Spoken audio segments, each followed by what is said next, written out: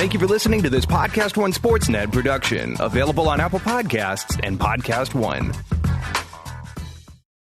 The following program is a PodcastOne.com production. He started in a small town in Texas.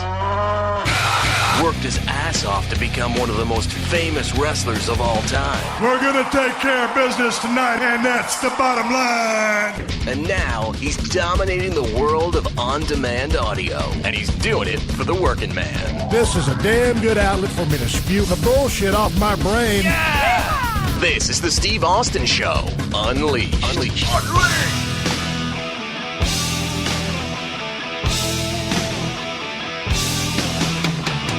All right, everybody, welcome to the Steve Austin Show. I am coming to you from the Broken Skull Challenge compound out here in Agua Dulce, California, where we are filming Steve Austin's Broken Skull Challenge, the toughest show on television for CMT. We're looking to air this thing around November 14th. It's going to be really badass. The athletes out here have been totally kicking ass. I've been out here 3 days. It's taken us a while to get into a groove, but I think we found our groove. There's been some epic performances out here. Hey, as most of you guys know that listen to the podcast, when I'm filming out here, I stay on the set so I can avoid the drive back and forth to Los Angeles and get my work done, take care of the podcast, and get my workouts in. So, man, I'm trying the best I can on the podcast. It looks like I'm going to be talking to Wade Keller this weekend for the Tuesday show, and I'll come up with a Thursday show on the fly sometime this weekend.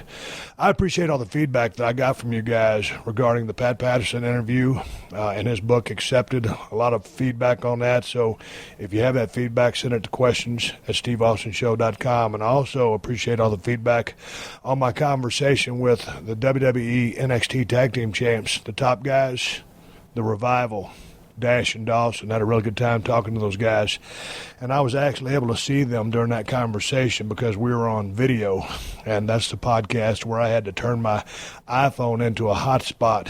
It was technical difficulties out the ass, but we got it done, and I had a good time talking to those two guys, and a lot of positive feedback on that podcast.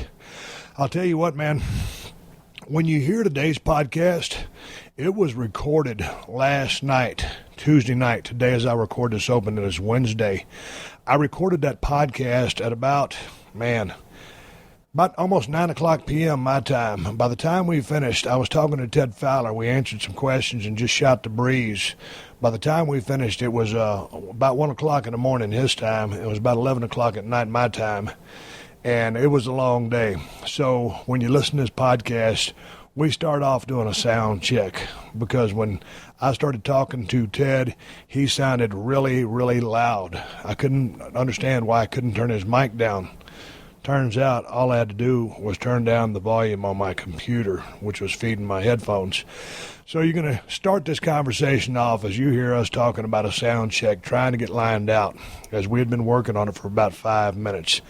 And we had started and stopped a couple of times. You're going to hear a story about my left elbow. I woke up Tuesday morning, started to work out, and had this big goose egg on my left elbow, and it was gigantic. I'll post a picture on my Twitter account when this podcast comes out. And you'll hear the story about the doctor coming to my trailer. He was going to drain my elbow. We never got around to that, but that's what we're talking about when you hear Ted and I talking on the podcast. I didn't know what the fuck was wrong with my left elbow, but it was unsightly, and I'll post a picture for you guys to see if you're interested in anything like that. I also got some questions on my email asking me, Steve, do you not do opens anymore on your podcast? And yes, I still do opens on the podcast. It's when I'm talking to a guest and the interviews run longer than an hour, but they're not long enough to make into a two-parter. That's when I just negate or don't do the open. I go right into the podcast or the interview, and then I do a wrap-up, and then we go home. So I'm still always doing my opens, but if it's a long interview, that is the reason.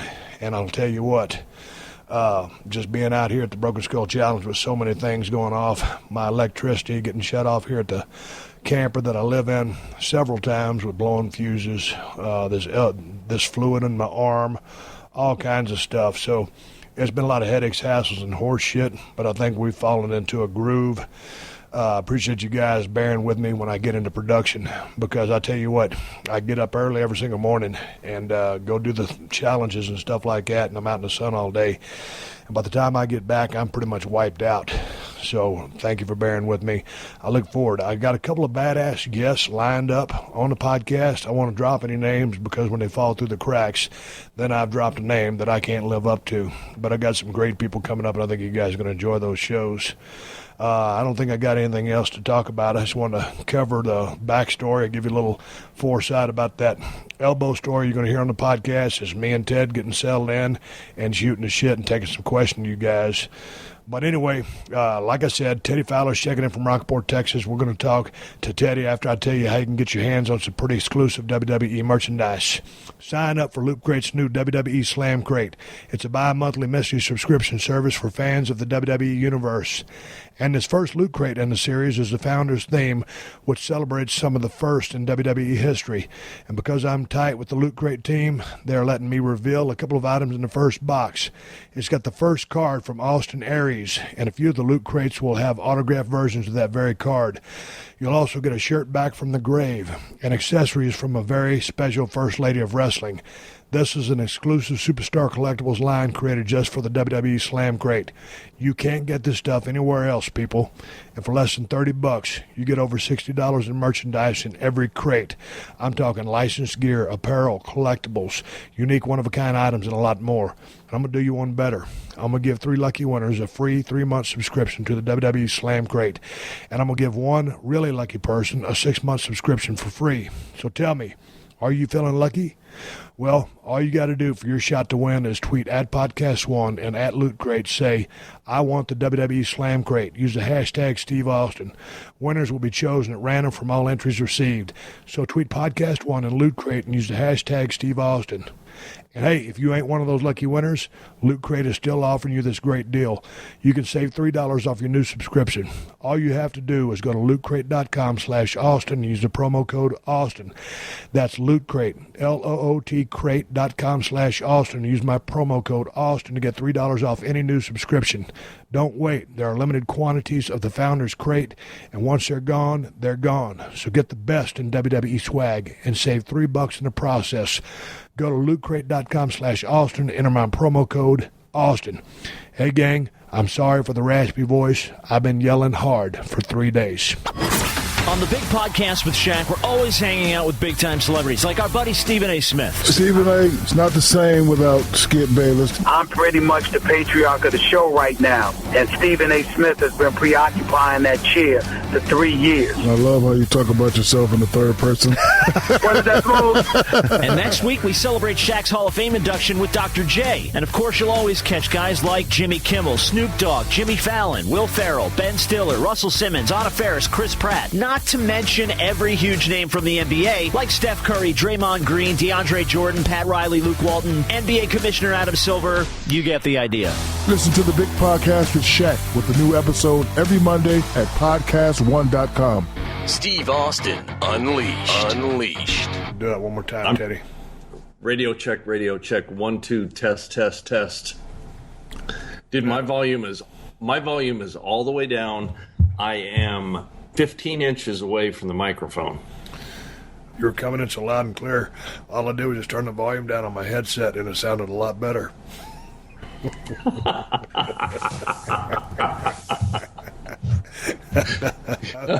why does this motherfucker sound so goddamn loud? Well, I had my computer turned up full blast with my headsets damn near touching my goddamn eardrum. This is like you're right next to me. Son of a bitch. I feel like we're sitting in a pop-up deer blind together. A little too close for comfort, and you're 1,800 miles away. Hey, dude, would you mind putting some lotion on my back? Dude, we'll always be friends, but we won't be that good of friends. God damn it, Teddy. You talk about a hellacious fucking day I've had. Oh, man. We just started filming Broken Skull Challenge on Monday. Today's Tuesday. It's actually Tuesday night. It's 9:30 p.m. Where Teddy's at, it's 11:30 p.m. I got to give a shout-out and a thank you to Ted Fowler 361 on Twitter and Instagram for helping my ass out on this podcast. Boy, I appreciate you staying up late, Teddy. Here's what happened. We're on day 2 filming Broken Skull Challenge. It airs probably November 14th on CMT. Around deer season, football season. I'll be down there in South Texas watching it. I got up this morning to work out. I got up about 4:45 and started drinking coffee.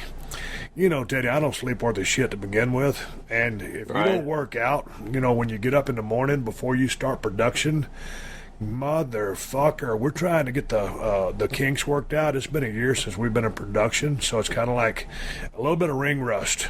And, you know, the first day, kind of like sometimes first day on a construction job, till you get everybody lined out of what they're doing or what the process is, you got to get into a rhythm. So after 2 days of, you know, trying to slug through a little bit of clunks here and there, I think we're in a groove.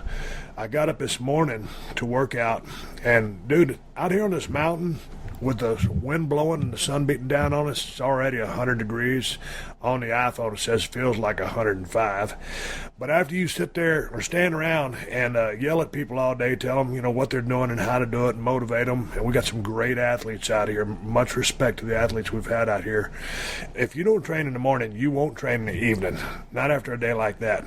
And believe me, I say that with respect to all the coal miners and construction workers and all those people that have real blue-collar jobs, tougher jobs than I've got. I'm in heaven out here, so it's like a paid vacation, but it's a rough paid vacation. Back to the story. I drank my coffee, Ted, and I was coming around a little bit and put my shit on. I was going to go train back and biceps out there in the gym. I got a little makeshift system out here. It's just a power rack. I got a curl bar, Olympic bar. You know, I can't hardly train with no weight because I'm still recuperating from this shoulder surgery. So back in biceps, I figured, okay, do a little bit of jump rope just to kind of loosen up and get some blood flowing. I did one set. I think I made 20 jumps. And on the second set, I think I made 25. And I said, all right, I think I'm warm. And I bent down to pick up a weight, and I used my left arm, and my goddamn left arm didn't want to bend. And I'm like, man, what the fuck's wrong with my arm? It don't want to bend. And so I grabbed my left arm with my right hand, and it's like someone had buried a golf ball in my elbow. That son of a bitch is so full of fluid, I was like, what the fuck, man? You know, back in the day, Teddy, when I was in the game of pro wrestling, you know, when you first start out, or hell, it could be any time, dude, trying to make a flat back landing, and, you know, sometimes your elbows just bang into that mat and you bust that bursa sack. So literally or virtually all the boys that ever come up in the business have those tennis ball elbows, you know, as you go through the paces, because it kind of comes with the territory. But hell, I ain't had one in so long, I couldn't believe that I had, you know, like fluid on my elbow, and it just happened instantaneously because I don't remember that fluid being there while I was drinking my coffee. So me being, what's that? You got to post a picture of that thing, man. That's unnerving. That is unnerving to see that thing. Dude, it's like an alien. Remember that movie Alien when that thing come out of dude's stomach? Yeah. Yeah, I'm going to post it on Thursday when this podcast drops. Dude, I came in. Now, you know, dude, it's, I got up at 4:45. It's 5:45 in the morning. All of a sudden, you know, I'm freaked out about my elbow. I come in and look at that so much in the mirror. I was like, holy shit. So I'm thinking, man, maybe I'm having an allergic reaction to something. And I was thinking, well, I ain't allergic to nothing. But why did my elbow fill up with fluid like instantaneously? And that sumbitch was, you know, you saw it. So anyway, I called Dr. Jimmy, my doctor in San Antonio, and I sent him those 2 pictures I sent you. And I said, Jimmy, I said, man, what the fuck is wrong with my elbow? I said, do I got an allergic reaction to something? He said, no, that's Olecranon bursitis. Olecranon is just a fancy word for elbow. So, you know, going back to my wrestling days, you bust that bursa sack. He goes, you could get that from leaning against a fence or just leaning on a post, just anything to irritate that and make it dump fluid. Dude, I don't remember doing fuck all to my elbow. I just know that the sumbitch was full as a tick. And so anyway, I said, so I'm good. And he goes, well, just take, do you have any naproxen? I said, nope. He goes, take 800 milligrams of ibuprofen 3 times today. And so that's what I did. The medics on set gave me some. So, man, on the second day, I show up with this big-ass gimmick on the back of my elbow, and everybody on set is like, what the fuck happened? I said, I don't know. My elbow just filled full of fluid. Yeah, I'm a global icon and a national treasure, and I got a goddamn elbow from here to San Francisco. So anyway, dude, it started off like that, and I said, man, Ted and me are going to do the podcast tonight. I'll send him a picture of this sumbitch. What were you doing when you got the picture? Dude, I was getting ready to cook some fish. Yeah, I had to put that shit on hold for a little while. Hey, they drained that thing, though, this evening? Dude, here's the thing. Hey, and here's the thing about the podcast. Man, I was so happy to get so much feedback from the Pat Patterson podcast, and so happy to get the positive feedback from the Revival podcast with Dash and Dawson. Those are 2 great guys. And I got ahead of myself. But, you know, Teddy, when I start going into production here at the Broken Skull Challenge, man, I mean, we're working. I get up at 4:45 every day, and shit, man, we ain't done till damn near sundown. So It's hard to crank out a podcast. I just can't shit out a podcast. So anyway, me and Ted were going to talk shit literally 3 or 4 hours ago as soon as I got off set. No, I got off work at 6:30, and I was going to call Ted at 7:30 and said, hey, man, this doctor is on his way over here. So I started walking around. I'm here in this big-ass trailer, 4 slides on it. I live out here on set. And I said, well, you know what? While I'm waiting on the doctor, I'll just turn the air conditioner off and do my reads, and then I'll record an open and a close. Well, I did my reads, and then I sent them in to Stacy. I started on an open, but it was one of those opens that I fucking hit the stop button, and you've seen me doing it because you've done podcasts with me at the ranch before. If it ain't good enough, and don't get me wrong, I've turned in some shitty podcasts, but if it ain't good enough, I'm going to re-record it. So, dude, I hit the stop button about 50 fucking times waiting on this doctor to get here. Finally, I called Teddy. I said, hey, dude, I said, fuck it. You know, whether the doctor's coming or not, let's just podcast because I don't think he's going to come. And so let's just start recording. And then if he comes, I'll just fucking, hit the pause button and call you back. I'll have something to send to Stacy and we'll continue it. Well, I'll be goddamn. And as soon as I didn't get Teddy on the Skype line, I'm sitting there trying to adjust his volume. The production guy says, doctor's going to be at your trailer in 5 minutes. He was coming over to drain all the fluid out of my elbow. Bear in mind, when you see this picture, you will see why you'd want to drain the fluid out of the elbow. So I'm waiting on this guy, and, 5 minutes in the movie business or 5 minutes in the entertainment business, hell, 5 minutes anywhere, can turn into 30. And that's what it did. Finally, here comes this sumbitch. And he's a good man, good doctor. He was really cool. He looked at my elbow and he goes, that's Olecranon Bursitis. I said, tell me something I don't know. Yeah, I said, goddamn, Doc, I've been reading about this shit all day. And you want to come in here and act like a hot shot that has Olecranon Bursitis? I'm a little bit ahead of you. Where's your fucking scalpel? Dude, and here's the thing. Since the doctor was coming over, I was like, every night before I go to bed out here on the set, I drink a glass of wine. So I'm like, dude, I'm an early bird out here because I got to get up early to do my shit. I'm like, well, I don't want to get into a glass of vino if this guy's going to be draining some fluid out of my damn arm or give me some kind of medication or something. So I'll keep it on the DL, just hold off and wait on this cat. And he says, man, I used to drain those all the time back in the day. And this guy's an emergency room doctor, real smart guy. He goes, all the orthopedics told me, don't drain those anymore. So he looked at it, he measured it, he felt of it, it wasn't warm or hot, and he says, that's not infected. I think you need to give it, a couple of weeks, and it'll go down. He says, do you have a good orthopedic surgeon? I said, yeah, hello. I got about 20 of those motherfuckers on speed dial. They're the ones that have been keeping me together for the last damn 20 years. So anyway, I said, yeah, I was hooked in with a Curl and Job clinic over there. And if it gets warm, if it gets hot or something like that, he'd rather have an orthopedic drain it than himself, because they just don't recommend drain them at this stage. And when I talked to Dr. Jimmy today, he said the same thing. He goes, man, you're going to just have to ride it out. It'll take a week or two or whatever to go down.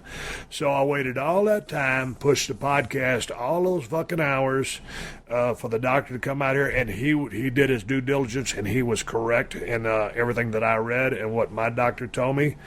And he was going to give me a shot with it was basically anti-inflammatory, but due to the fact that I'd had all the ibuprofen, he didn't even give me a shot. So basically, I got my elbow looked at by a professional. It's going to look like shit on television, but that's the way it goes. So, Teddy, I didn't get nothing drained out of my elbow because that's not the protocol at this stage in the game. Hell, I could have come out there and just looked at it for you. and I wouldn't even have billed your insurance. Bring a claw hammer, a tape measure, and a crowbar. I'll get the fluid out of that son of a bitch. God, dude, I'd let you use a saw, but after you damn near sawed your fingers off, I don't know. Oh, I'm a lot better on elbows than I am on fingers, yeah. God damn it, Teddy. I'm swigging down a glass of wine. I've been waiting all day long to wash down the trail dust. And, dude, when I say trail dust, I mean, when I get in the shower, right before I came out here, Kristen packed all my shit up for me. Well, I did too, fuck. But she packed in a scrubber, and she goes, you're going to need this in that shower. Dude, I got that damn soap, and if you don't have a scrub brush for your shins and your lower legs, you won't get this red dirt off. Because goddamn, I had a brand new pair of shoes on for the first episode. God damn it. After the day was over, I might as well have just put on some tennis shoes I had for 4 years. That's what they look like. Yeah. I put a brand new pair on today, went through those cocksuckers. They look like shit. So you can't keep nothing clean out here. So I got all scrubbed up. I'm cleaned up. I'm drinking a goddamn glass of wine. Are you having an alcoholic beverage tonight? Dude, I had a little moonshine a little while ago, in fact. I'm out of Jack Daniels. I had a couple of shots of moonshine left in the freezer, so I slugged those down just to settle my nerves before we got started. Was it local made, or was it from that store-bought stuff, that Smoky Town? No. It's that Smoky Mountain stuff. Yeah, it was that apple pie moonshine. It's off the shelf. Nothing local. So it's bootleg. No, dude. They sell it in the stores. It's only about 35% alcohol. The damn stuff will freeze if you put it in the freezer for too long. Yeah. I get what you're saying. It's the store-bought stuff. Yeah. Dude, that stuff is good. Oh, dude, it's tasty. Yeah, I mean, it's, since I didn't have any Jack Daniels and I'm trying to, wean off those beers, to cut a little weight, I got to do something. I got to have a vice of some sort, so I hit the moonshine. Goddamn, what about pussy? That's a great vice. Ah, dude. Low calorie. Once again, get a map. Get a map. I'm in Rockport. God dude, damn. and you know my luck with girls. I'm trying to put the bite on a chick at the post office. Yeah. How'd that go? Did you get a chance to mail your letter? You can read into that whatever you want. No, we're just making little googly eyes at each other right now. It has not escalated. I will keep you abreast. Dude, those junior high shenanigans ain't gonna work. You're 50 years old. What happened to goddamn fish bait or whatever the fuck that was called? Tender or whatever the thing you was using. What was that called? Oh, fucking plenty of fish. Oh, dude, that was weak, man. That was 90% spam, and then 10% bullshit. So there was nothing that came out of that. So right now I'm kind of man, the next step's going to be the where do the monks go? The monastery? Yeah, dude, deer season can't get here soon enough, I need to spend a little quiet time with myself in a deer blind. Here's the thing, I will be sitting over in a deer stand and be looking out there and watch a damn doe run across the field and you're chasing that cocksucker. Yeah, with a handful of flowers, Goddamn corn feeders go off. Teddy's over eating corn, waiting on a doe to come in. Hooty hoot. Hooty hoot. Okay, need to give a quick word of thanks to all the sponsors of the Steve Austin Show and to you guys for supporting all the sponsors. And that, of course, includes the one that could net you some serious instant cash, DraftKings.com. Football is back. Preseason started, and I know y'all are scouting players and stats to get in on the fantasy football action, and you know the best place to do that, DraftKings.com. And if you use my promo code UNLEASHED, you can play for free with your first deposit.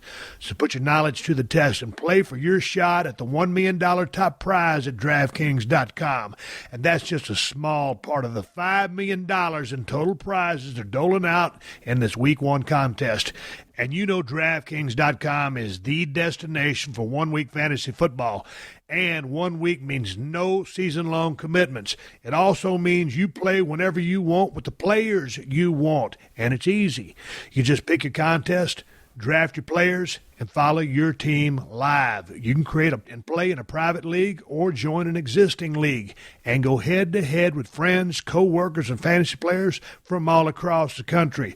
So hurry to DraftKings.com to choose your players, and you could win some serious cash in Week 1. Use my promo code UNLEASHED and play for free with your first deposit. That's promo code UNLEASHED to play for free at DraftKings.com. That is DraftKings.com. Eligibility restrictions may apply. See website for details. College football is back in the biggest, most epic kickoff weekend ever. Top-ranked teams and top-tier matchups. We have as good an opening week slate of games that I can ever remember. Number 20 USC takes on the top-ranked defending champion Crimson Tide. Number 10 Notre Dame faces Texas. And number 11 Ole Miss battles the 4th-ranked Seminoles. The road to the college football playoff starts Labor Day weekend on ABC, ESPN, and streaming live on the ESPN app and watch ESPN.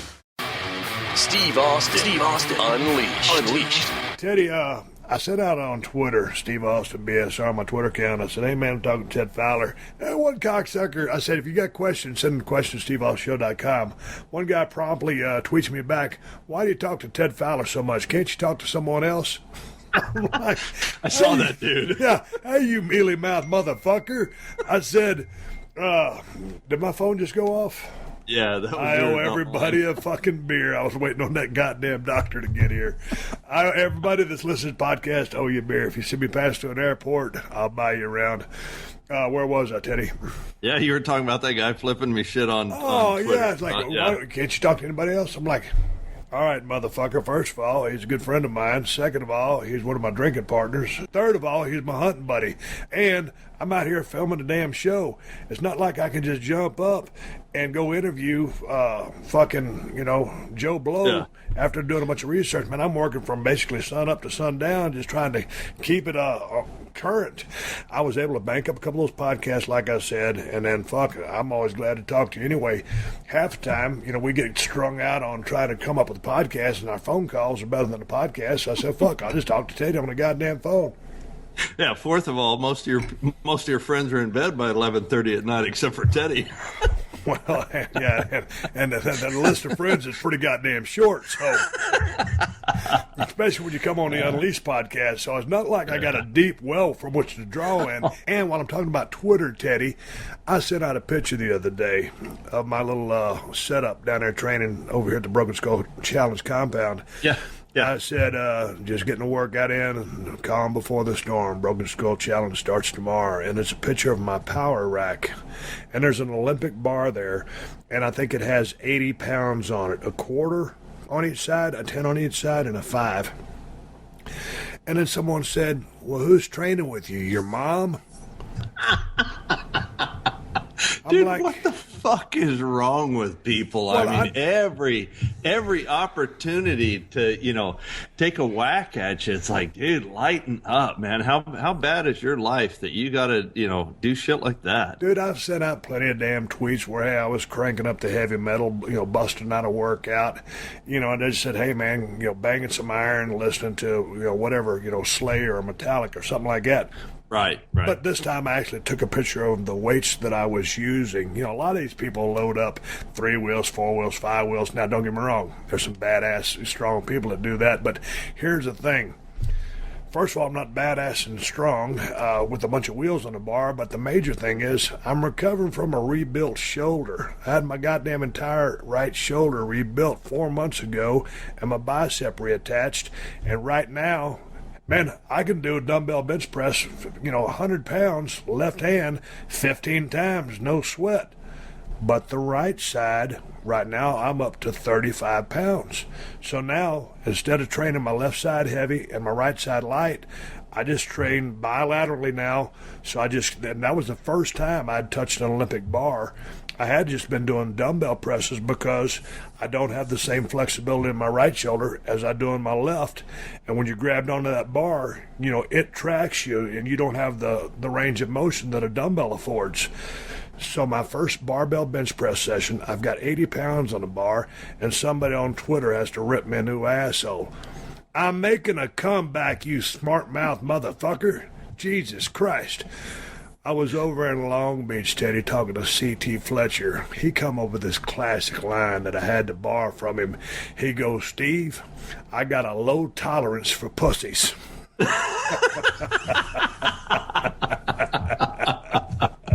No, dude, you're absolutely right. It's I don't get that out of people. Any opportunity, to take a whack at somebody, that's bullshit. Well, here's the thing, Teddy. It doesn't really matter about that because after I got on that strength kick and I was, doing percentages based on 1 rep max, and my shoulder was all beat up to begin with and probably already partially torn, and I tore the infra and the supra, and then mania, labrum, bicep, everything.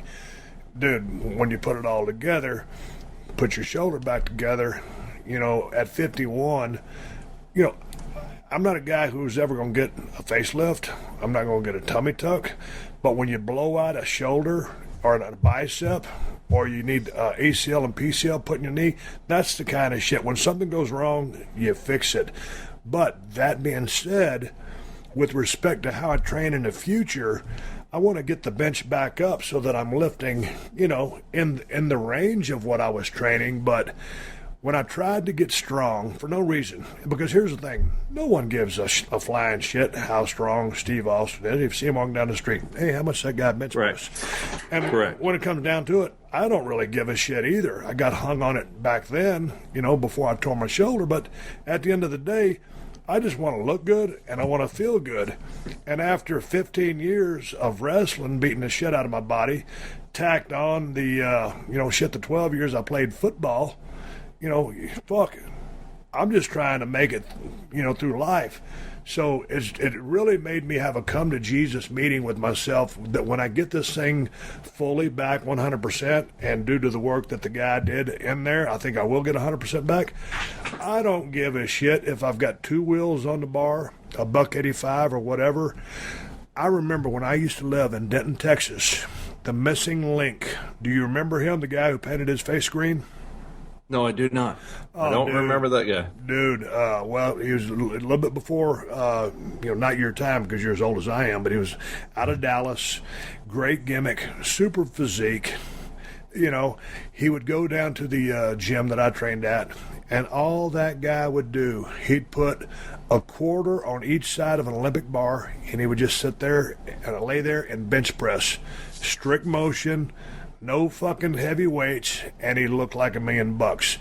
I think he had pretty good genetics, could have been on a little something, but dude, he didn't give a flying shit. He was just in there training to look good. I'm going to train with more than 95 pounds, but my point is, Teddy, at this stage of the game, I'm not trying to get laid. I'm not trying to be the strongest guy in the gym.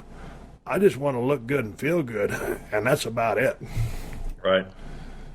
No, dude, I'm totally down with that. I mean, and I totally get it. It's the younger generation that's all about, I did, 495, for 4 reps. Dude, who gives a shit, Yeah, I mean, if we were 30, we would be right there, or you would be right there. You're stronger than me, doing that shit. But it's like, nah, dude. Well, dude, just like you said, when you're 20 or 30, yeah, you go through your different phases. You bet. I've been through a bunch of phases. So anyway, I'm not gonna blow anybody out of goddamn water. I got a bunch of my friends that are powerlifters, bodybuilders, and I respect them. But now I'm in and I love watching people, lift heavy weights or jump higher or throw shit further. Man, I that's one of the things I like to watch most. But me, for myself, I'm just trying to just try to look good as I can genetically, and that's about it. Teddy, let's go to some questions that people sent in. Enough me flapping my goddamn gums about nothing. We've told this story many times before. I don't know if you want to start it off, but several people who are new to the podcast asked, how did you guys meet? Did Ted know who you were? Did you know did you know who the great Ted Fowler was? Dude, last time I remember was down at the ranch, give or take about 8 years ago. A former friend of ours, he brought you down. How long had you been at Rockport at the time? You know what? I'd been down there probably 2 years before you and I crossed paths. And the player to be named later there, told me, he said, hey, man, we got an opportunity to go, to Tilden and look at this ranch, and there's a guy I want you to meet. And I said, okay. So I rode up there. Remember, it was a big rainstorm going on. And I think you had just bought the ranch because there wasn't, they were moving out. There wasn't anything going on. And if I remember, I was riding with those guys. You were trailing behind us in your vehicle. I got out to open the gate. And when he drove past, he says, hey, man, jump in with him. I'm like, okay, cool. So I held the gate, and you were cool enough. I remember this, man. You were cool enough when you drove through the gate, you actually backed up to the gate and put your lights in reverse so I could see, because it's dark, it's raining like hell, and you turn on your clear reverse lights so I could see to lock the gate. And then I jumped in the cab of the truck, and you said, hey, I'm Steve. And I go, yeah, I'm Ted. And he goes, so you're a contractor down there in Rockport? I go, yeah, what about you? What do you do? Yeah. You looked at me, and then we just started laughing, and it just unraveled from there. Yeah. Hey, man, here's the thing. Going back to the gate etiquette, man. If you're opening or closing a gate at night, man, if you're driving through, man, if you're pointed at the gate and someone's opening it, your headlights are on the gate. But when you pull through a gate, that's, man, if you're from Texas, that's just etiquette or protocol. Back up just a con hair, keep the reverse lights on so that the person can see what they're doing at the gate, or they can look for rattlesnakes or whatever if it's rattlesnake season. So, yeah, man, it was cool that you noticed that, but, that's just kind of what you do. Oh, yeah, dude. No, I mean, it was surreal. Watching you on TV all these years, and then all of a sudden, hell, I'm riding shotgun with you, and we're tooling down the road. It's like, this is pretty cool. Pretty cool. And fast forward it to, God damn it, we just started hunting together, and we pulled a couple of ribs on you, out there. And we just started drinking and having fun. And, well, the thing was, we just had a lot in common. We both like people, but goddamn, we're okay not talking to anybody for a couple of days as well. So you would mind your business, go out there and work your ass off, come back. I'd go do my thing. And so, it's always cool to hook up and drink Crown and Jack and just, get a hell of a damn buzz on. I probably fell down a couple times on that front porch. And you remember that? Because we closed up shop several times. But that's basically, and that's been going on, almost 9 years. Yeah. I mean, you and I are the kind of people where we can say hello to each other in the morning, and then not say anything until evening time. Even though we cross paths, you're doing your thing, I'm doing my thing. We're both, driven by the task that we're doing. There's no, there's no feeling like, hey, man, every time he walks by me, I got to talk to him. And it's not a disrespect. It's like, you're doing your thing, I'm doing my thing, and we're cool with that. And then we catch up in the evening, do our thing, go to bed, and get up the next morning and do it again. Dude, and that's the thing, because some people think, oh, man, you got to entertain this person. Hey, kind of, well, dude, that's the thing. We've never been like that the whole time we met. No. Because at first, the other guy was the bridge. Then he got shit canned, and then that bridge wasn't there. So, dude, we just started doing our thing and just turned into good friends. Well, let's move on from there. Teddy, here's a question from Matthew Mason that says, did Ted ever clean out that foul-ass freezer from weeks ago? What happened, Teddy? Last time I was there, that refrigerator was on the front porch, and it hadn't been assembled yet. Yeah, no, I got that thing all slicked down, got it cleaned out, got it back into your house, put it back together.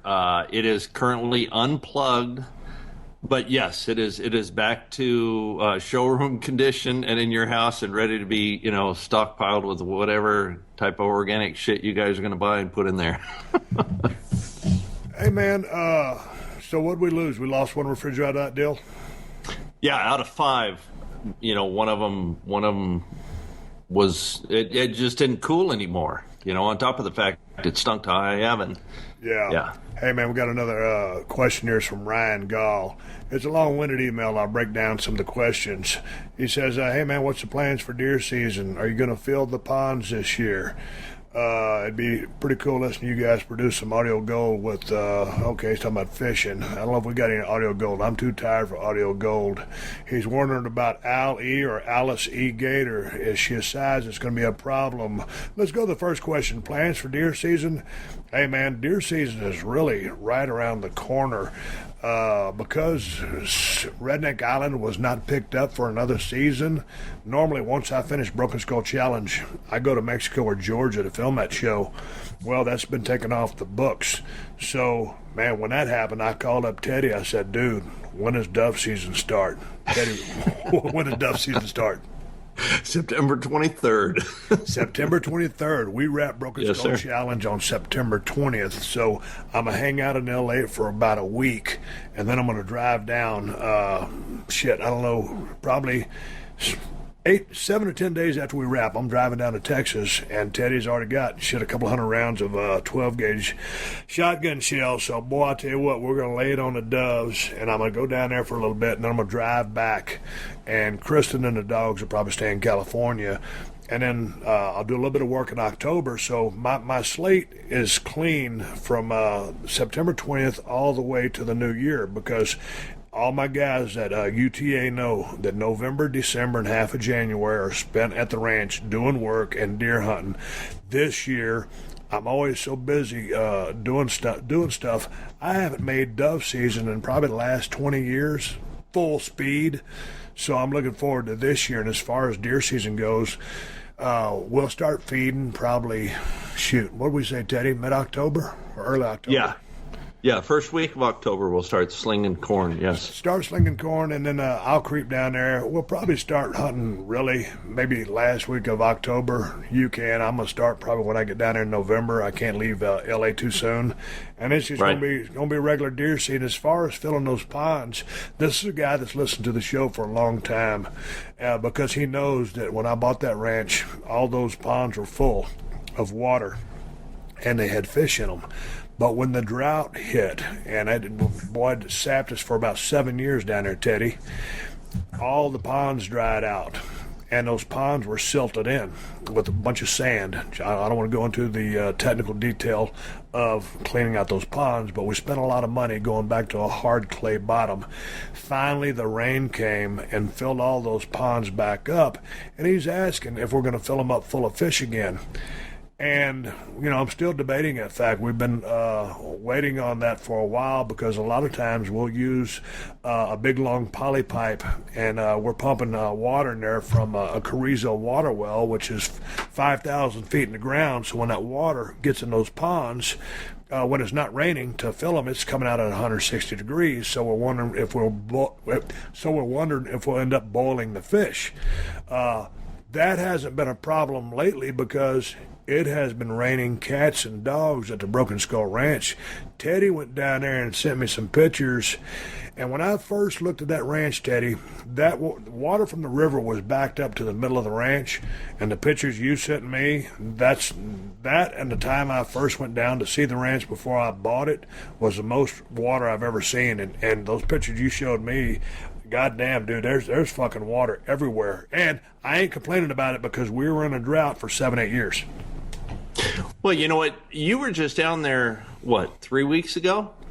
Yeah, 3 or 4. 3 or 4 weeks ago. Did a bunch of mowing, and then when you left, I went down and did finished up the rest of the mowing. And when I went back Saturday, dude, and down here in Rockport, it hadn't started raining yet, so I didn't realize that it was raining. At the ranch and further north, and all that stuff was draining down. Dude, it doesn't even look like we mowed. I mean, the grass is, thigh high already, and it's like, holy cow. Yeah, we got a bumper crop of mosquitoes. The deer should just be absolutely phenomenal with all of the rain. But the grass is, off the hook. I know, and the thing about that ranch is, man, Teddy and I work our ass off from November, December through January, mowing that whole motherfucker down. Not the whole ranch, we're just the roadways and some of the pastures that I like keeping cleared up. And so you work like a bastard to clean that up. Then all of a sudden that rain dumps and shit just sprouts up. It's like Ted says, it's like you never did anything. But you know what, dude? That's part of the process. Headaches, hassles, and horse shit. Oh, yeah. And here's the thing, dude. When you first start mowing, those first few laps are cool because, sometimes I sit there on that tractor and maybe I got some jams going, 3 and 20 band or whatever, or maybe I got my headphones plugged into some iTunes or Pandora, or maybe I got my iPhones plugged into Pandora, or some. Dude, I've really been listening to some old Eddie Rabbit lately. I've really been digging that, but sometimes I don't think about a goddamn thing. But then you know what? After about 2 days of that, maybe 2.5, it starts like. Really? Oh, shit gets old. Hey, and here's the thing, man. Teddy used to think, because Teddy never would mow the grass, because... Go ahead, Teddy. I have a little miscommunication. Yeah, I thought that you said it was very relaxing for you to, get out of Hollywood, come down to Texas, and just veg out, get in the tractor, and just mow. So, when I knew you were coming down, I stopped mowing, and I let everything grow up, thinking, boy, he'll be the happiest one when he gets here. No. We covered that. Dude, it's like, it's something to do and it's cool for a while, but then after a while it's just a gutful. So I'm not in love with mowing. I just did it because, it's my place and I got to keep it up. And as much work as you do down there, I just can't say, hey, dude, get your ass on that fucking tractor, or hey, go do this. We don't really have that kind of relationship. No, we both know what needs to be done and we just kind of do it. And that's the way it works out. But I was like, man, this motherfucker, I guess I'm going to have to ask him to get on the tractor. I felt like shit asking you. After I mowed the dove fields, I stopped because I was like, boy, I'm glad to be off of that son of a bitch. Get Steve down here. There'll be plenty for him to mow. He'll be the happiest one. And then once those guys, head back to L.A., it'll be business as usual, and I'll start mowing again. Yeah. Yeah, people say, man, why don't you just hire somebody to go down there and mow? And I'm like, man, dude, I want nobody on my ranch. So we got to do it. Hey, man, let me take a break here to thank another sponsor of the podcast, TrueCar and the TrueCar app. If you're looking to buy a new or used car, then you need to check out TrueCar.com and the TrueCar app. I bet you didn't know that you can use TrueCar to help you buy a used car, too. It ain't just for new car purchases. There are over 500,000 pre-owned vehicles available from TrueCar certified dealers nationwide, and there are over 11,000 TrueCar certified dealers. And TrueCar lets you get upfront pricing information on new and used vehicles and lets you see what other people paid for the car you want so that you feel confident you're getting a fair price. With TrueCar, via the TrueCar pricing curve, you see what other people paid for the car and you lock in your guaranteed savings. Then you can connect with a local certified dealer of your choosing, Take them your TrueCar Guaranteed Savings Certificate and make your car buying experience quick and easy. Over 2 million cars have been sold to TrueCar users by the TrueCar Certified Dealer Network. And TrueCar users save an average of over $3,000 off MSRP. So when you're ready to buy a new or used car, visit TrueCar.com or download the TrueCar app to enjoy a better car buying experience. Some features not available in all states. Y'all know that DDP Yoga has changed thousands of lives, including the lives of some of your favorite pro wrestlers like Jake the Snake, Scott Hall, one and only Mick Foley, AJ Styles, and Chris Jericho. They all swear by DDP Yoga, and now DDP has taken his life-changing program to a whole nother level with the DDP Yoga Now app, which you can get for both iOS and Android devices. So now you ain't got no more excuses about why you can't start DDP Yoga. The app means you can do it anytime, anywhere. And the cool thing about the app is that you can track more than just DDP Yoga workouts. By connecting to a Bluetooth heart rate monitor, you can track your calories and heart rate in real time. You can track your pain, measurements, and progress photos too, all for free in the app. You've got tons of workouts to choose from. The original DDP Yoga workouts, the new 2.0 workouts, and weekly live workouts from the DDP Yoga Performance Center. And DDP even hosts a gluten-free, dairy-free cooking show with all kinds of surprise guests. So get your workout on, get your healthy cooking on, and get on the DDP Yoga program using the DDP Yoga Now app. And to make it even easier than he's already made it for a limited time, you can get the DDP Yoga DVDs for 20% off, plus 3 months of full access to the DDP Yoga Now app. Just go to ddpyoga.com/Austin. That is ddpyoga.com/Austin to take advantage of this great deal. Commit now. Change your life now. Go to ddpyoga.com/Austin to get started. Hey, let's move on, Teddy. Here's one. Comes from Corey Waltrek. He says, "Hey, I just wonder if you guys are still using Lizzie and Eckle deer feed. Part of my family runs that place, and I grew up in Poth, Texas, where that place originated. I hope the deer field is working out for Ted and you." All right, he's a pro wrestler on the side. He's a bug man. He kills bugs in the pest control industry. Hell, we should have called him up on the Skype and asked him about those fucking ladybugs. How about the ladybugs, right? Hey, anyway, yeah, man, ain't an endorsement, but yeah, we're throwing down some Lizzie and Eckle. We're happy with it, and it does a good job for us. Hey, Steve, any chance you and Ted will film some preseason deer hunts for YouTube or a TV show? You both talked about it before. Hey, that's coming from Matt Sears. You know what, Matt? Man, I think hunting shows are cool as shit, and I know Ted watches a lot of them. But, man, I tell you what, you talk about time-consuming, doing the work, man, that I do out here. This is time-consuming, but at least it's, in a window box of time. With the hunting shows, I know Shawn Michaels does a lot of traveling with the MRA hunting show, him and Keith Mark. So, man, I just think for where I'm at right now, it would just have to be. It wouldn't have to be.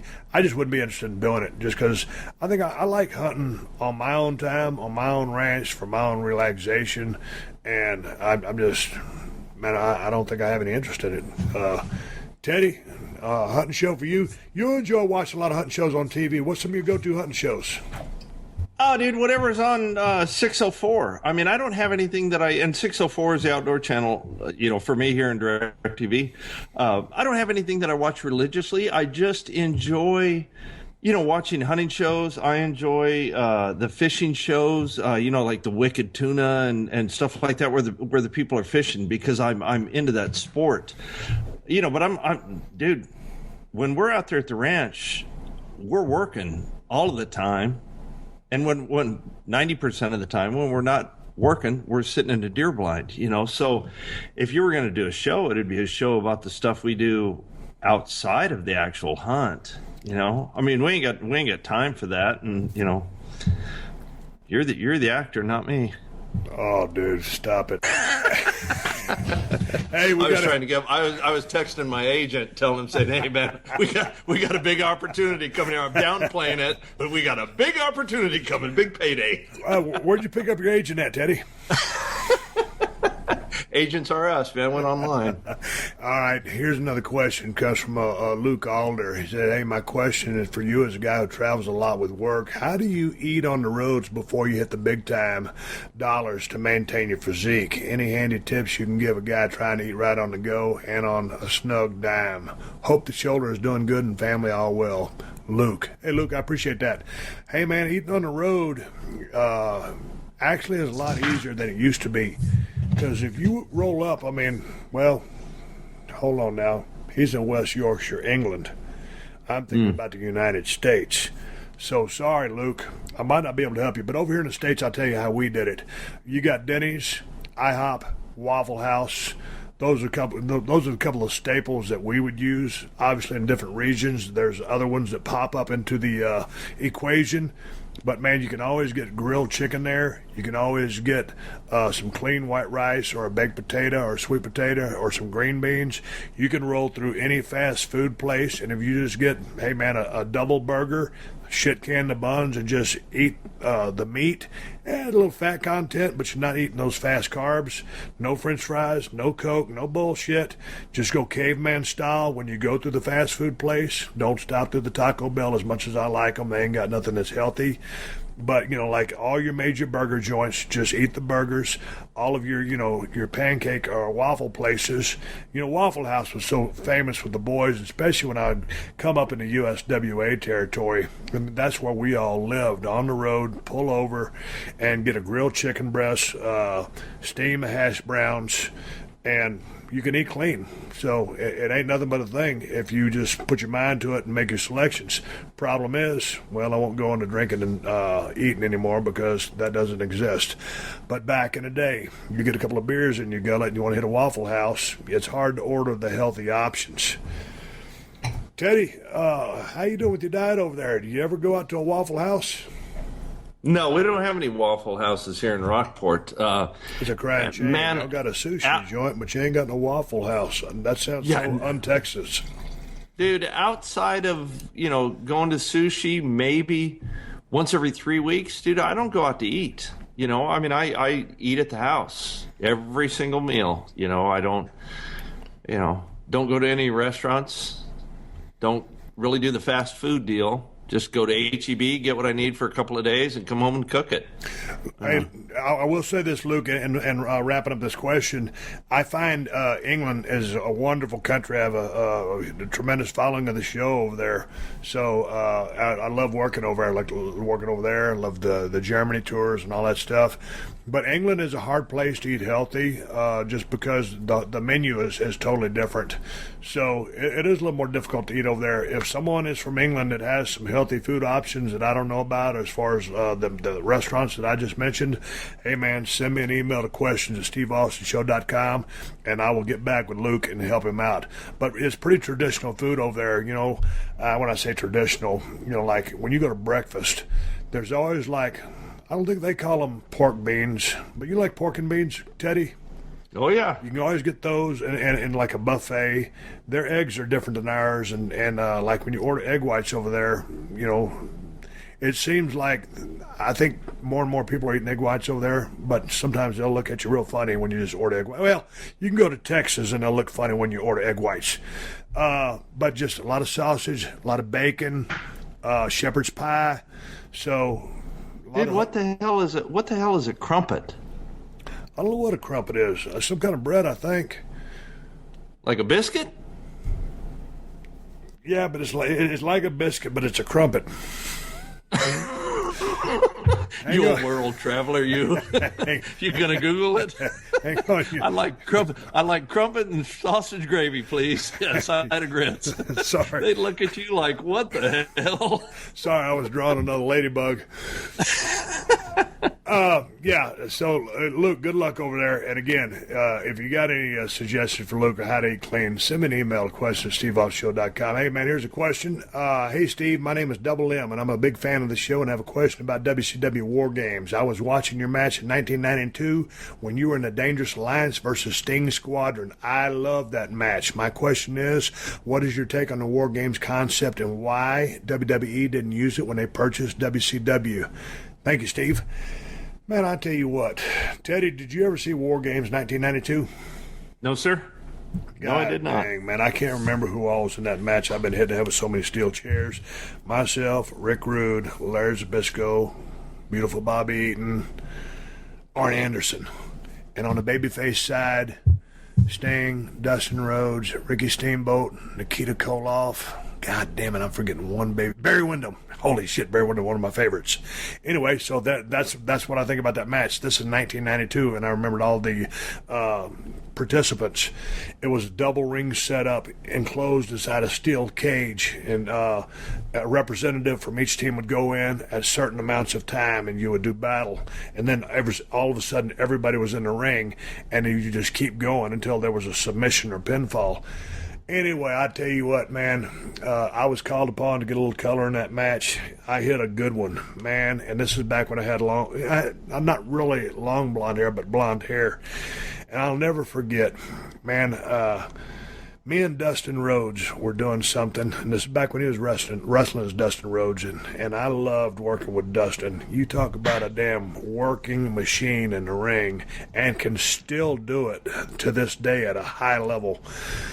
We were doing something in the ring. I think he was on top of me, pounding me. We had just done something, and he looks up, he looks down at me, and he's beating the shit out of me. He goes, "God damn, man, good color." Because I had a good blade job going. I was bleeding like a stuck pig. I said, "All right, thanks." Anyway, we got back in action, started kicking ass again.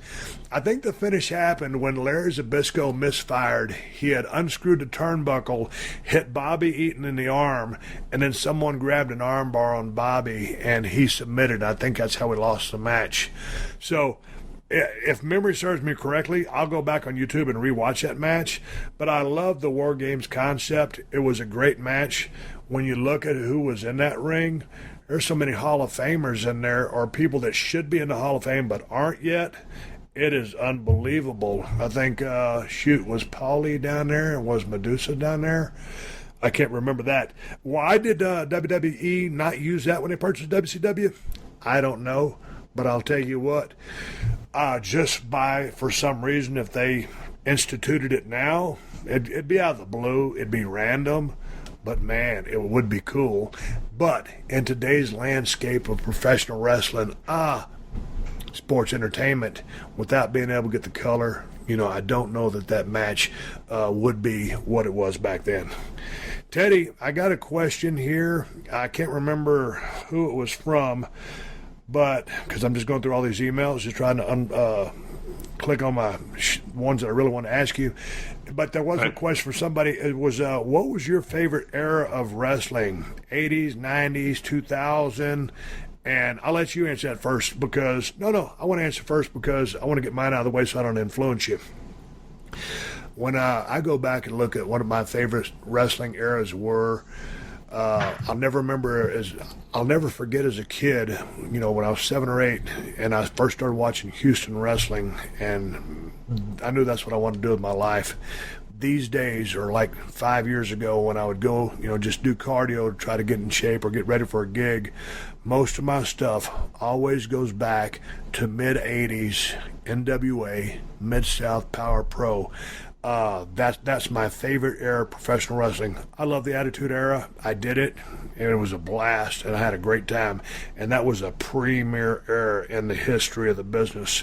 I loved Hulk Hogan's run, but just as a pure wrestling fan, the run of Flair, the Four Horsemen, Nikita, Steamboat, Barry, Midnight Express, Rock and Roll Express, all those guys down there, and then what Bill Watts was doing in Mid-South Power Pro with the Freebirds, and that stuff, that world-class championship wrestling. I go back, I'm kind of a mid-80s guy when wrestling was regionally at its peak. And that remains my favorite wrestling. There's some 70s stuff. There's stuff from different eras. It's cool. And I think what they're doing today, there's a lot of great, great athletes out there today. We just saw a hellacious match with John Cena and AJ Styles. They got a couple of more builds that are going to come up in the future. But those are my favorite eras. Those are my favorite promotions right there. Teddy, coming up in Phoenix, what was it for you, then, and, as your favorite standard from all time? Man, I'm a mid-90s guy. You know, the 80s style wrestling back in the day didn't it wasn't as edgy. There wasn't the TNA, you know, there wasn't the Attitude Era, and that's what I bought into was, you know, the sex and, you know, the attitude in the 90s. That's what I went. Now, the older I got, then I start going back into the 80s and, you know, watching Flair and Steamboat and, you know, those guys and watching, looking past the attitudes and the showmanship. And not that, you know, guys in the 90s weren't wrestling, but going back to the old style where there was less mic time. But then when there was a guy on the mic like Ric Flair, it was like, oh my God, look at this guy. I mean, how over the top can you be? You know, I mean, good way. No. I mean, way in a good way. You know, and you know, it was the Iron Sheik and you know, the Sergeant Slaughter and stuff, and you know, pitting the U.S. against everybody and stuff like that was totally cool. And you know, man, I remember Val Venus, you know, and all of his chicks, and I bought into all of that stuff, you know, back, that was the era that I really dug. So tell me about the sex part of the Attitude Era, because for a lot of people, and even some of the, not the current roster, but maybe the generation behind me, but the generation that just left, and who actually participated in parts of the Attitude Era, will say that was more of a downward spiral for them. When you look back, when you ring in the cash register, it was the most profitable period in the history of professional wrestling. But because of all the sexual innuendos and the sexualized product, for a lot of guys, that was a turn-off. But you dug it for those reasons. Oh, dude, you know, and Trish Stratus with her deal with Vince, and, you know, I mean, I know you're friends with Brock, you know, but I mean, seeing Sable up there do her thing is like, you know, hey, now we're cooking, you know. So as a guy, you know, I'm watching that stuff, you know, that to me, you know, I mean, I dug it for the sport, I dug it for the entertainment factor, but then, you know, God dang, who was Stacy Keibler and stuff like that, you know, and all the bra and panty matches. I'm like, yeah, you know, I pull my chair a little closer to the set for that action, you know, yeah, but it's not that I outgrew that, you know, shit, at 50, I'm still a fucking idiot for that, you know, you know, but it's like now I sit back and I look at the athleticism of the newer guys, you know, the stuff that's going on now. I see all the high flying events, and then I'll go on the WWE network and, you know, watch some of the stuff with Ric Flair and just listen to him talk, you know, the Cadillac driving, and you know, limousine ride, Cadillac driving, yeah, never wore the same suit twice, and woo, you know, and dude, I'm sitting in my living room by myself with the dogs, and I'm laughing my ass off at this idiot on the TV, just going, dude, this guy is so over the top. I mean, how cool to have that kind of creative gene to pull that off. And you look at those people in the stands, and they're buying into it just as I am in my living room. You know, I mean, that's beautiful, man, to be able to do that. And here's the thing, the way Flair did it, and, you know, he's my favorite pro wrestler of all time. I've said that a million times. Just the way, the whole fucking package of start to finish where Ric Flair, you know, in the ring, wardrobe, the suits, all that shit. You got to understand. Let's try to take an inside look. And I'm from the business. I'm one of the boys who had a run. And you're a guy who was a fan of the business and can appreciate it. But check it out, dude. When you get strung out on the road, and the way those guys were running hard back then, I mean really hard, and the business was very hot, Hal Flair, who was a guy who was going 60 minutes almost every single night, Broadways or whatever, even if he wasn't going 60 minutes, just because he's Ric Flair and he takes so much pride in what he's doing, he's going to go 30 or 45, you know, and sure he's going to have, you know, the 25-minute match here or there, but that guy was always putting in time in the ring. Then, you know, he was a party animal. I'll just leave it at that. everybody knows about Ric Flair. And for him to do that, the consistency, the greatness, the matches, all the world championships, you realize how much, I mean, he lived, ate, slept, breathed the business, and dare say his personal life had its ramifications on that, as in mine, as in a lot of the boys. But man, he wasn't just halfway in, he was all the way in. And when you look at the body of work that Ric Flair left behind on video or on the network or whatever you want to call it, just as far as his body of work in the ring, behind a microphone, angles, storylines, and then the way he traveled and represented the business, going to Japan and all the different parts of the world, he was for a shoot, back in the day, like when they had those real traveling world champions. God damn. He didn't have that belt so many times because he was lucky. He was that goddamn good. Dude, he was one of those guys that lived and promoted professional wrestling 24/7, 7 days a week. I mean, it wasn't come in Monday for a taping and you can do your thing until Thursday. No, every day of the week. I really truly think if you ever crossed paths with Ric Flair, you would see maybe just a little bit of a nick down version of what you see on TV, but that's still the rootin' tootin', son of a bitch that you see on TV, just living that lifestyle, that professional wrestlers, lived back then, and that's beautiful, man. That's a draw. That's captivating. Man, I tell you what, the thing about that guy, he carried himself like a winner all the time, and man, all the times he's been just dragged down the road. I mean, there's stories of him losing his briefcase or losing the belt or whatever the stories are. They always seem to pop up for him.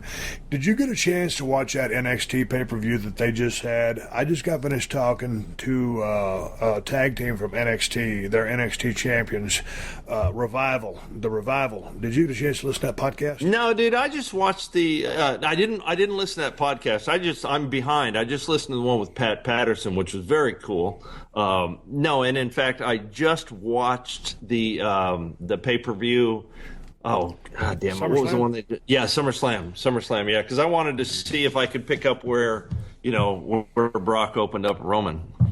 No, Orton. Or Randy Orton, yeah. Okay, since you watched that event, what'd you think about AJ Styles versus John Cena?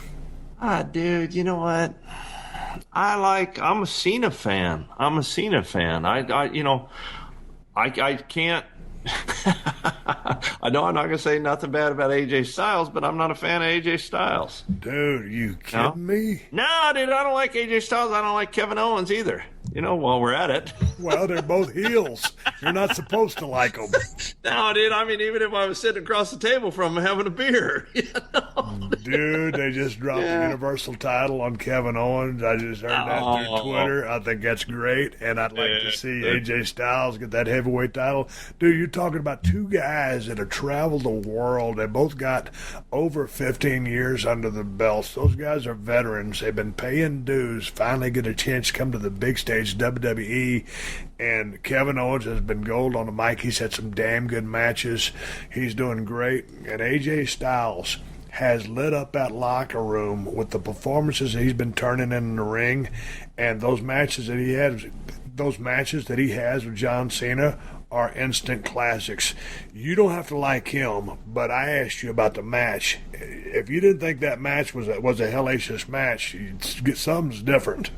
Oh no, dude! I think it was a very good match, and you know what? I overlooked the fact that AJ Styles has so much time in the business. I didn't realize, that he's a 15-year veteran, and in retrospect, yeah, you know what? You can't be jerking the curtain for your entire career. Sooner or later, man. Once again, I like Cena on the mic. I think he is more captivating to me on the mic than AJ Styles. dude, I just, why, Ted, why don't you like tomatoes, man? I don't know. I just don't. Why don't you like AJ Styles? I just don't. Yeah. Well, he's a heel. You're not supposed to like him. But just from me, with the eyes that I have, and I think guy's a hellacious performer. And I like him in heel mode because, he's got the creative freedom to be aggressive. And here's the thing that I like about his work. Dude, he's laying his shit in. He's vicious. He sets a tone for the locker room. And that's premier in my standpoint. As far as, Brock, opening up Orton, well, that was a rough piece of business, but it's a piece of business that was done. Right. I like the way it was executed, and I enjoyed the shit out of it. But, God damn it, Teddy, let's shift gears. Hold on, dude. Hold on. I think the people at WWE are doing a top-notch job. I mean, if they're trying to make AJ Styles, a heel and make everybody hate him, they've done their work, because I can't, I can't put my finger on. He hasn't done anything specifically, but their push to make him the bad guy has succeeded. Do I turn the TV off when his match is on? Shit, no. I sit there glued to it and watch it and go, that son of a bitch, the whole time. And that's exactly what those WWE people are trying, or WWF, whatever, those guys are trying to evoke out of the audience, and shit, they're doing it. They're doing it. You tip your hat to them.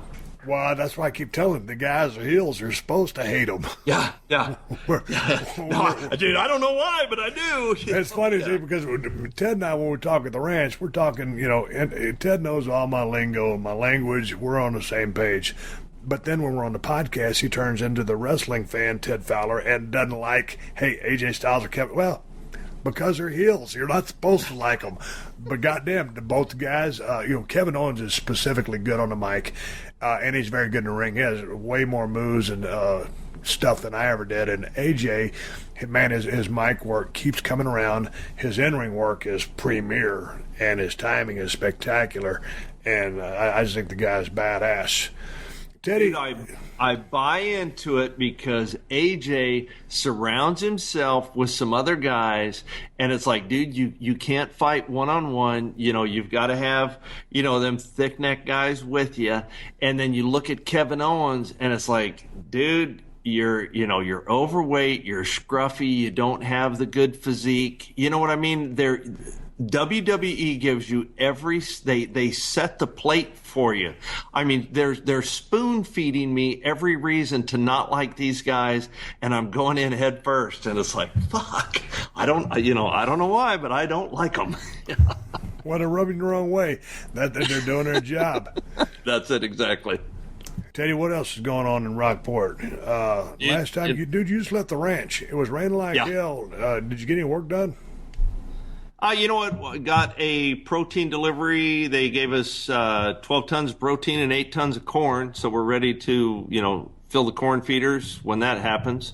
Outside of that, really not much. Hey, dude, did you see any coyotes, hogs, deer, bucks? I know that the deer are still in velvet. They're still growing their horns, but did you see any animals? Dude, I didn't see anything other than deer. I saw a bunch of young deer, man. We're going to have a phenomenal fawn crop, which means we're going to have to whack, a pretty good number of deer to keep everything in check. Everything still had velvet on it, so it's a soft horn. I couldn't judge anything yet. Only one area on the south end showed any damage from the hogs. I'm sure they're still around. Quail population, ridiculous. Dove should be off the chart. Yeah, should be a good season. Man, every time I go down there, I tell you, the hogs are tearing that place to shreds. What's up with those things? Because I'll get out there and, be ready for them, so to speak, when my wife's not around, looking to take a few of them out. But all I'm seeing is hog sign and damage. I'll be damned if I see one on a hoof. Here's the thing about the ranch, Teddy, and you can vouch for this. Sometimes you can drive around out there, the whole perimeter fence or all through the inroads, and we have a great road system on that ranch, and you won't see one fucking animal, and you would swear to God that there's not one animal on that place, and then boom, things will change, and then all of a sudden, man, you're seeing bobcats, coyotes, hogs, javelina, deer, quail, dove, turkey. I mean, you see everything. But sometimes you go out there and you swear to God that they had a goddamn animal on that ranch, and it's fucked up. It's weird like that. Dude, it's so hot right now that nothing is rolling around during the day. Everything is laid up under the brush. It's like when we fly the ranch. You know, it's still warm enough to where the animals are bedded down. So, you know, we really don't see all of the number of animals because it is so warm. That ranch is 2,100 acres. So of the, say, what would you say is high fenced? 1750? Yeah. So give or take 1,700 acres is high fenced. What percentage would you say is brush, and what percentage would you say is usable and that we maintain, or that usable, or we also maintain it, or we may not maintain it, but we use it? God damn, I bet 70% of that, of the 1,700 acres, has never been driven on. It's brush.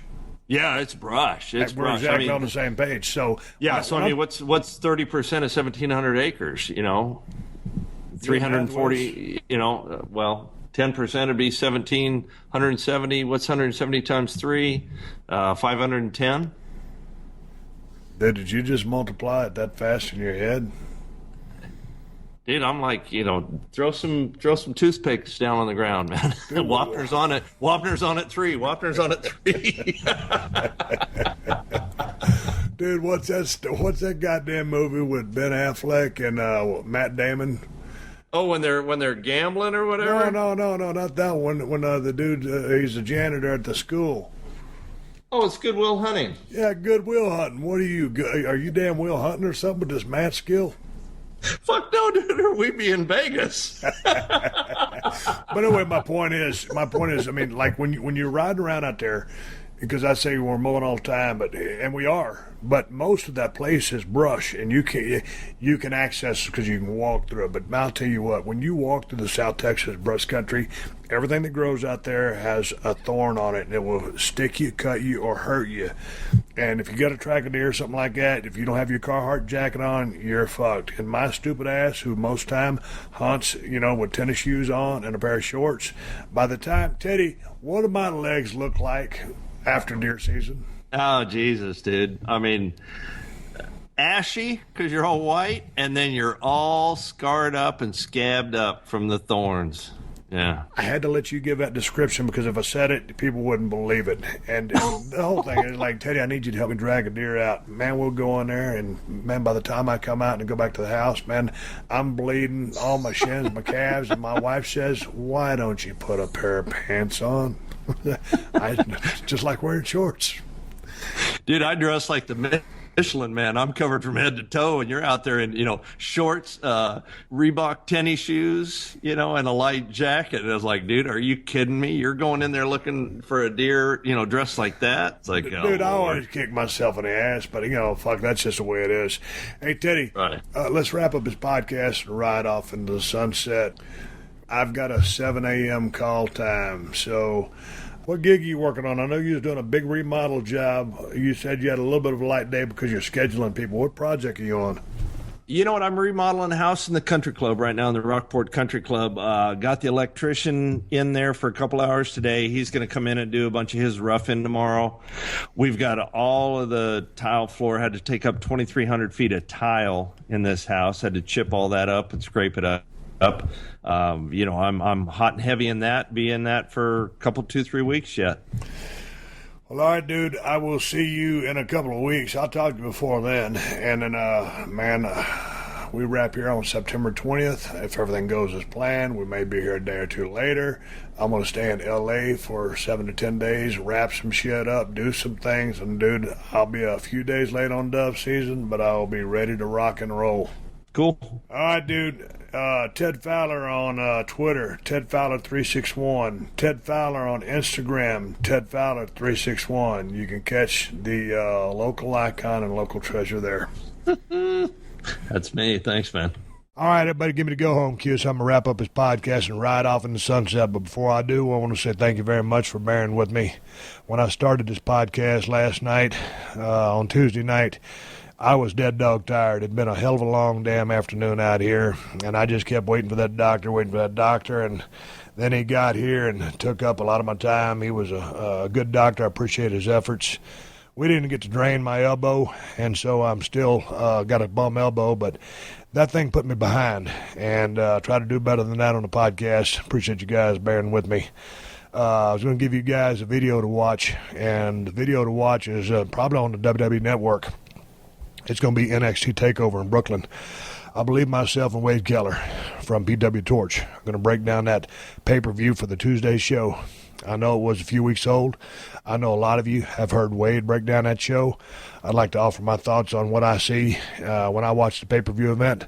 We obviously talked about the tag team match. It just, it might have been probably the best match on the show. I got to look at the rest of the matches.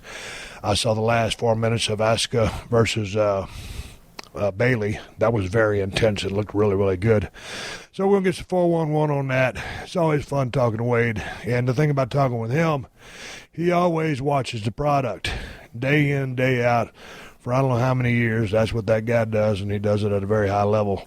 So if I get stuck, he'll carry me. But when I watch an event, I can judge that event, make my observations, and it will be what it is. Hey, but before I leave this trailer and go back in the sun on the set and start yelling at people, let me get a couple of plugs out there. We're out here filming Broken Skull Challenge. I got a bunch of Broken Skull Ranch t-shirts coming to the website pretty quick, BrokenSkullRanch.com. If you want to check out my gear, you can go there and order it there. Also at ProWrestlingTees.com.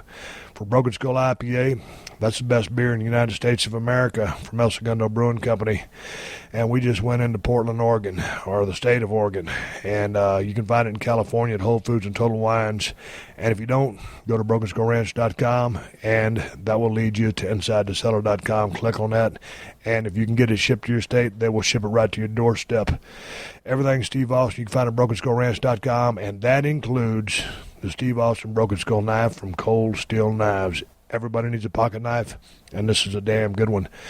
I appreciate you guys supporting the sponsor of the Steve Austin podcast, because they're the ones that let me do this for you free twice a week. So big thanks to DDPyoga.com. Go to DDPyoga.com/Austin to get 20% off the DDP Yoga program and 3 months of full access to the DDP Yoga Now app. Big thanks to DraftKings. Go to DraftKings.com and use the promo code UNLEASHED to play for free with your first deposit. Big thanks to Loot Crate. To win a free 3-month subscription to the new WWE Slam Crate, just tweet, "I want the WWE Slam Crate," to PodcastOne and to Loot Crate.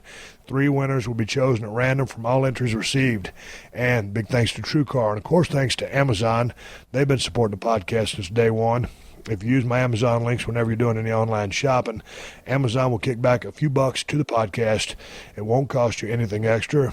There's no hidden fees or charges. You can buy whatever you plan on buying and help out the podcast in the process.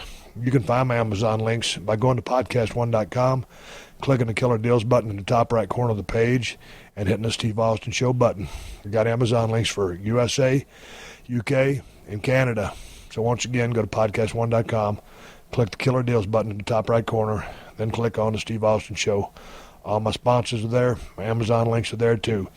And if you use those Amazon links, they kick back a couple of bucks, and it goes to the production cost of this show. If you bookmark it, you can find it in one step and make it a lot easier on yourself. Folks, on Twitter, I am Steve Austin BSR. On Instagram, I am Steve Austin BSR. Folks, keep listening. The 60-second AP News headlines are coming up next. Until then, my name is Steve Austin, and I will catch your ass down the road. Download new episodes of Steve Austin Unleashed every Thursday at PodcastOne.com. That's PodcastOne.com.